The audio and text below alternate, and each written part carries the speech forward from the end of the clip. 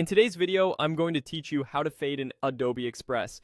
By the end, you'll know exactly how to apply a clean, professional fade effect to a photo in just a few clicks.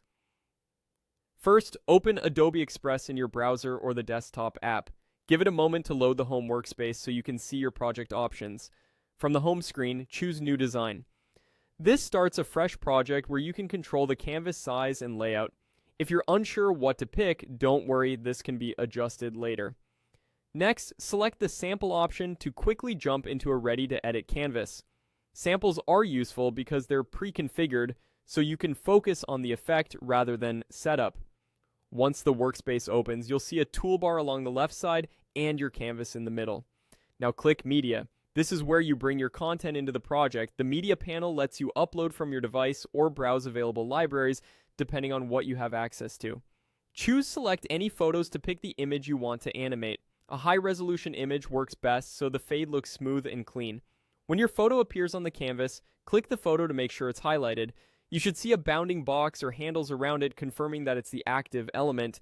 This is important because the animation will apply to whatever is selected. With the photo selected, click Animation. You'll find this option in the Editing panel, and it opens a set of motion presets designed for quick results. From here, select the Fade animation. The fade effect gently reveals the photo from transparent to opaque, which is perfect for intros, overlays, or subtle transitions. If controls are available, you can keep the default timing for a simple look. It's already tuned to be smooth and unobtrusive. To preview your work, hit the play button on the lower screen. This plays back the animation on your canvas so you can see exactly how it will look in motion. Watch for the overall pacing and make sure the fade complements your design.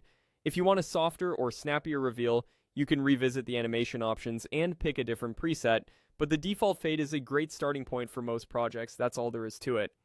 You opened Adobe Express, started a new design with a sample, added your photo through Media, selected it, applied the fade animation, and previewed the result. Keep practicing this workflow and you'll be able to add polished, consistent fades to your visuals in seconds. Thanks for watching and enjoy creating with Adobe